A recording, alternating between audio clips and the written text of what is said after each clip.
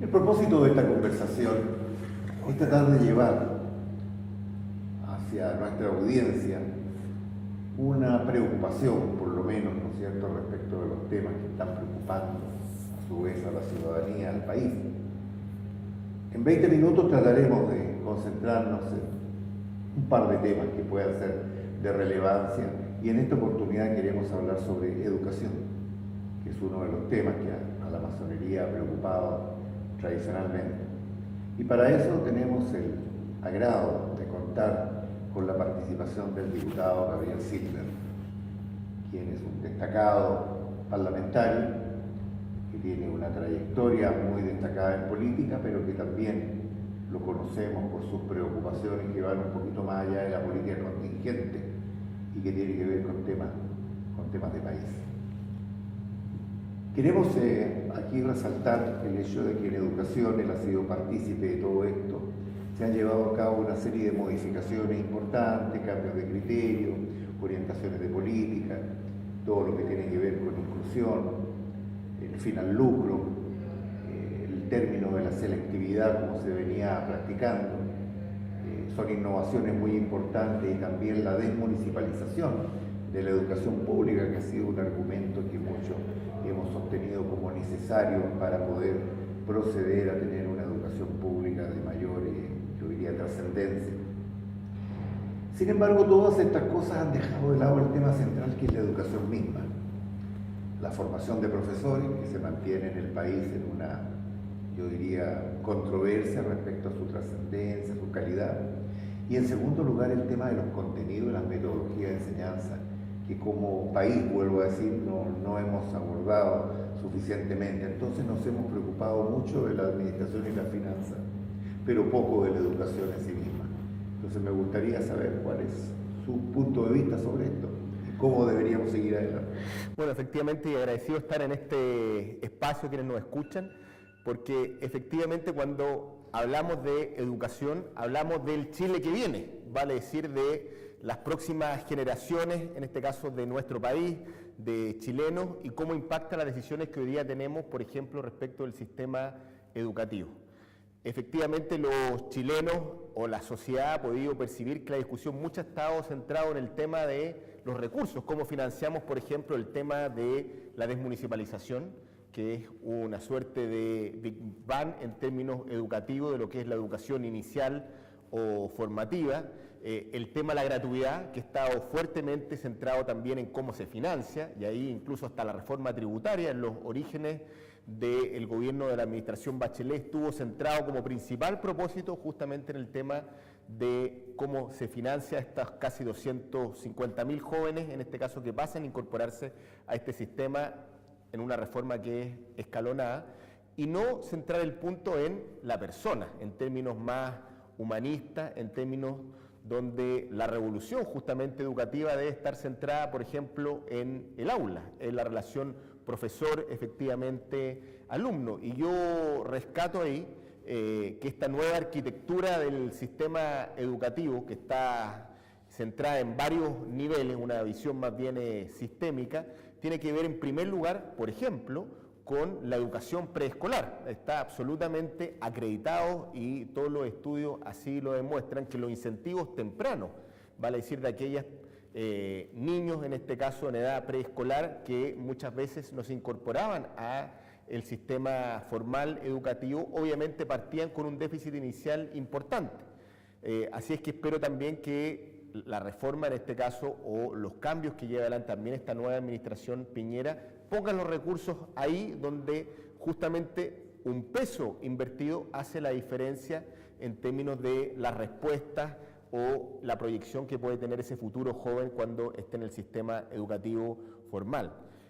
Hoy día esta reforma ha estado muy centrada en instituciones, como he señalado yo. Por ejemplo, en educación inicial tenemos una superintendencia de educación que audita básicamente el tema de los recursos, una agencia de calidad, y ahí la gran discusión está basada en los estándares efectivamente educacionales, el cómo, de acuerdo a estas pruebas estandarizadas, yo tengo determinados resultados, CIMSE en determinadas áreas, y allí la discusión global que hoy día tenemos es que si solamente podemos reducir la educación a estándares, a metas, a objetivos, para llegar a una gran prueba como la PSU, que también tiene que ver justamente mucho con contenido y estándares. Y obviamente se pierde muchas veces el foco que el inicio de esta conversación, el para qué educamos, cuáles justamente las destrezas que tiene que tener la persona en términos de sus habilidades, solamente dado por los contenidos, solamente dado por los estándares, o obviamente una persona en un contexto más humanista tiene que desarrollar otro tipo de habilidades o competencias, sobre todo llevado a la época de la información, donde prácticamente en Google está prácticamente toda la información. Entonces, ¿cuáles son las habilidades, las destrezas, las competencias sobre las cuales debemos formar obviamente a las nuevas generaciones de chilenos? A mí me llamó la atención que dentro de las 5 prioridades que destacó el presidente Piñera en su llamado a crear unidad nacional en torno a temas que son importantes para el país, no estaba presente la educación. Y yo considero que 100% de acuerdo que educación preescolar, por ejemplo, es una prioridad que el país tiene que entrar ahora ya.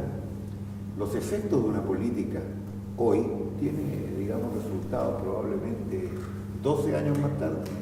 Por lo tanto, esa mirada que hoy día está ausente de la política, me parece a mí que debiera rescatarse, ¿no? Y eso significa concentrarse en los temas que son más cruciales. Yo creo que nos hemos dedicado mucho al corto plazo en educación y cuestiones como contenido, ¿no es cierto?, enfoques, estándares, formación de profesores y obviamente el rediseño que necesita el sistema de educación superior. Necesita una mirada de largo plazo que está ausente de la política. Entonces la pregunta es, ¿cómo hacemos para poner esto como un incentivo para el desarrollo de una buena discusión política y obviamente de buenas decisiones en estas materias? A ver, respecto a temas educativos o a revoluciones efectivamente que tengan un genuino impacto en el Chile que viene, obviamente no hay atajo. Y tal vez la agenda educativa está marcada un poco por la presión estudiantil, que es lógica, que es evidente. Es esta generación la que se ha movilizado, la que demanda cambios y que eso obviamente sean perceptibles en el corto tiempo. Por ejemplo, el tema de la gratuidad. Ahí hay un tema sustantivo. Pero en el largo plazo, que es justamente esa mirada larga que tenemos como país, obviamente se requiere otra dimensión o capilaridad para afrontar los problemas. Hemos dicho, educación preescolar, el tema de la formación inicial de nuestros profesores. Todos sabemos hoy día las nuevas competencias que tienen que tener obviamente nuestros profesores, y aquí la misión para el mundo académico, universitario, obviamente plantea una ambición o horizontes de cambios para preparar a esos profesores, si es que queremos no solamente hablar de profesores mejor pagados, sino que también en cuanto a sus competencias, la calidad obviamente de las clases que preparen, tengan obviamente un nivel comparable, por ejemplo, al que ha tenido Asia respecto a las revoluciones que ha tenido en el aula, si es que nos queremos comparar efectivamente con un modelo a seguir, en términos que generaciones en poco tiempo han preparado estándares radicalmente distintos. Segundo, creo que hay que poner efectivamente el foco también en lo que dice relación con los contenidos, como hemos dicho. ¿Cómo generamos una masa crítica allí donde el tema de la educación ha pasado a ser efectivamente gravitante? No solamente el tema de los profesores, sino que el tema de los alumnos, efectivamente, y cuáles son las competencias que estos debieran tener para los próximos 20 o 30 años. Recordemos que hoy día tenemos un Consejo Nacional de Educación que es hoy día el gran generador de contenidos, los famosos contenidos mínimos de cada una de las mallas curriculares que se entregan tanto en la enseñanza preparatoria como efectivamente en la enseñanza media. Antes lo fijaba efectivamente el Ministerio de Educación. Y un tema que a mí siempre me ha llamado la atención, cómo lo concadenamos efectivamente con la educación superior. Cuando comenzamos a hacer la Ley General de Enseñanza, estamos hablando de Michelle Bachelet en su gobierno primer periodo, se estableció lo que era el primer nivel efectivamente muy similar al que hoy día tenemos, pero con 6 niveles, no con 8, luego con 4 años de esta educación media, pero se reservaron 2 años como una suerte de propedéutico, de carácter obligatorio, muy similar efectivamente al modelo de college efectivamente que existen en muchas universidades en el mundo, donde podríamos tener una educación mucho más humanista, más que técnica en la educación o en la carrera, en este caso, que un alumno quisiese elegir luego en el futuro. Y aquí, finalmente, dicha decisión fue abortado por, primero, la escasa preparación de nuestros profesores. No teníamos profesores con las competencias para tener una suerte de college o propedéutico, a lo menos efectivamente en este nivel. Y segundo, porque nuestro sistema educativo, si bien fue pensado así originalmente, estamos hablando Ley General de Educación, finalmente las mallas, el tiempo no lo hizo posible, lo cual allí evidenció el primer fracaso efectivamente prácticamente ignorado en lo que se refiere a las metas que teníamos al iniciar nuestro sistema educativo. Como digo, creo que haber tenido un alumno mucho más humanista efectivamente en esta etapa de la vida, que son las condiciones que da un propedéutico, creo que al final del día hubiese generado que la decisión luego de un alumno de perseverar en una determinada carrera o área del conocimiento específico, al final del día hubiese reportado mayor nivel de competencias de ese alumno. Absolutamente relevante y muy importante. La cuestión es cómo abordamos eso. Yo siento, digamos, de que todos estos problemas vienen, como que dice, arrastrándose. Y dentro de toda esta gama de problemas en educación hemos seleccionado aquellos que son más, comillas, urgentes, de impacto de corto plazo. Pero esto otro que tiene una mirada, esto del college, por ejemplo, se viene discutiendo desde los tiempos del propedéutico de la Universidad de Concepción. Así es. Y necesita, por cierto, abordarse de una manera moderna, integral, y ciertamente uno de los escollos ahí ha sido la falta de profesores adecuados para esto, que es tan importante porque las universidades tienen problemas de diseño y son cada vez más profesionalizantes. El tener un college obviamente que ayudaría, digamos, a tener una formación universitaria mucho más trascendente, mucho más enriquecida que la que tenemos actualmente. Pero la pregunta es, ¿cómo abordamos eso? O sea, ¿qué le decimos al ministro de Educación? A ver, yo no quiero ser tan negativo en esta entrevista, sino que también ir poniendo un poco las cosas en su contexto. Yo siempre le he dicho a la gente que estos de las reformas que hemos realizado en educación son un poco contraculturales, porque vienen de alguna manera a reinventar o regenerar un sistema educativo que venía funcionando con un modelo muy neoliberal los últimos 30 años. Esto en términos prácticos es como que si hiciéramos arreglos en nuestra casa, pero con nosotros viviendo efectivamente en ella. Entonces, a primera fase se ve algo de desorden en términos de que no es lo mismo partir de cero que con un sistema efectivamente funcionando. En consecuencia, como señalamos, tenemos cambios en la educación universitaria. Primero, respecto del modelo de financiamiento, que incorporamos ya la salud como un derecho, pero primero con el 60% de las familias más vulnerables. Nos queda mucho por delante, estamos hablando de 230.000 familias o 230.000 alumnos, cuando hoy día la educación educativa alcanza más del 1.000.000 efectivamente de chilenos.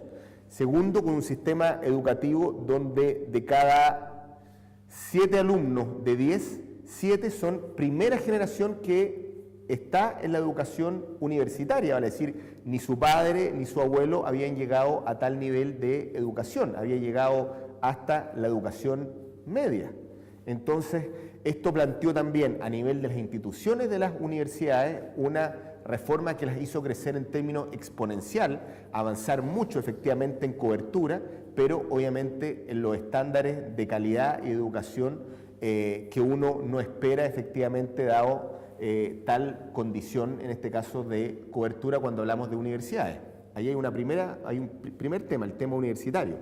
Segundo, como hemos señalado, en nivel de educación básica y media, se eliminó, por ejemplo, el tema del copago, que a mi juicio era una barrera de entrada de muchas familias, donde algunos decían que era uno el que elegía el colegio, pero la verdad es que era el colegio quien lo elegía a uno, dado muchas veces por las condiciones de la cuna o las condiciones de origen en las cuales a uno le tocó nacer. Y hoy día tenemos un sistema más universal en términos de las instituciones, en este caso sean privadas o públicas, que prestan este servicio, pero que no están dadas ya, en este caso, por las restricciones, en este caso como el copago, que a mi juicio es un tema importante. Hoy día tenemos un sistema de acceso a la universidad que está, de las instituciones básicas o medias que están dadas sin selección o barreras de entrada por condiciones socioeconómicas, que yo creo que es un tema positivo a destacar, y esta barrera de entrada adicional hoy día son reemplazadas, obviamente, por una subvención de carácter pública, que también es muy importante.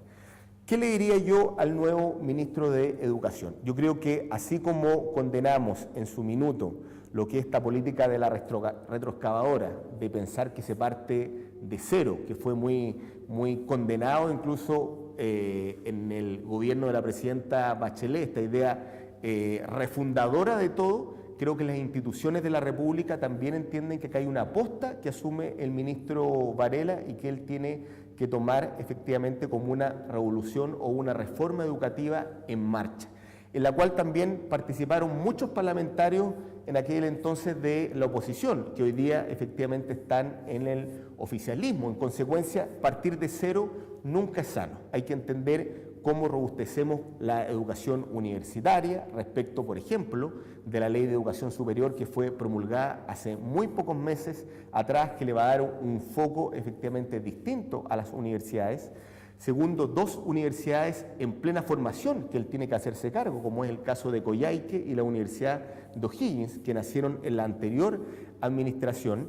Y tercero, como ha señalado, lo que es la formación docente, ya cuando hablamos de la educación básica y media, donde a mi juicio la musculatura efectivamente de la educación que viene debe estar dada con mucha fuerza en este sector. Cuando llegamos donde los alumnos universitarios, ya hablamos de personas que han pasado por 12 años por la educación formal. En consecuencia, son en estos años, a mi juicio, donde nos jugamos el partido cuando hablamos de educación pública. Me parece a mí que el ministro de Educación tiene que enfocar prioridades. Una de esas prioridades, sin ninguna duda, educación preescolar.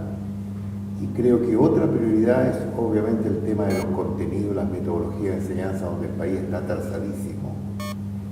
Todavía le estamos enseñando a los niños en ciencia o en biología conocimiento de los años 70 que ya no existe, según mis colegas cientistas de la universidad. Entonces creo que eso es un segundo tema, y el tercero, naturalmente, donde el Estado debe jugarse, es formación de profesores. Eso lo hemos dejado un poquito para que lo solucione el mercado. A mí me parece que esa es una visión equivocada y eso necesita corregirse. Bien, por supuesto, no se trata de tener una visión estatista, como se sobresimplifica, sino una visión efectivamente que ponga el acento en la necesidad, digamos, de una buena formación de profesores para la buena formación de nuestros estudiantes a futuro.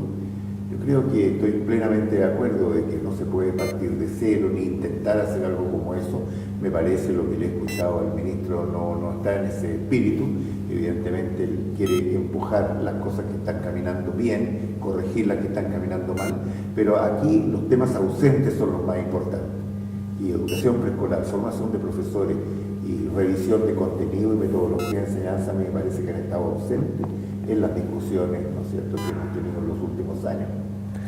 A ver, yo creo que el ministro Varela de alguna manera se ha ido empapando de que en poco tiempo, en 4 años, prácticamente va a tener que reorientar o hacer un zoom de dónde va a poner efectivamente su esfuerzo.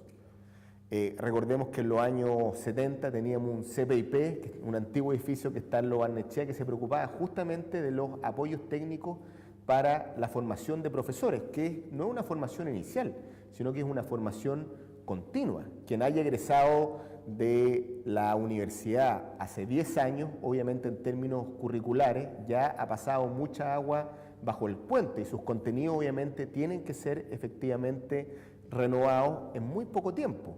Segundo, la educación e-learning es un tema a tomar en cuenta efectivamente por parte de las nuevas autoridades, ya sea en lo que es la educación universitaria, pero por sobre todo también, ¿por qué no?, en la educación media y en la educación básica. Hoy día es perfectamente posible asumir eso como una posibilidad de ponernos en línea con buenos expertos, buenos académicos, buscar efectivamente que exista retroalimentación, feedback, ya sea respecto de los profesores como también efectivamente de los alumnos. Y en el tema de la educación preescolar, obviamente hay que hacer un esfuerzo, a mi juicio, adicional. No podemos ralentizar efectivamente un tema que tiene una doble significación.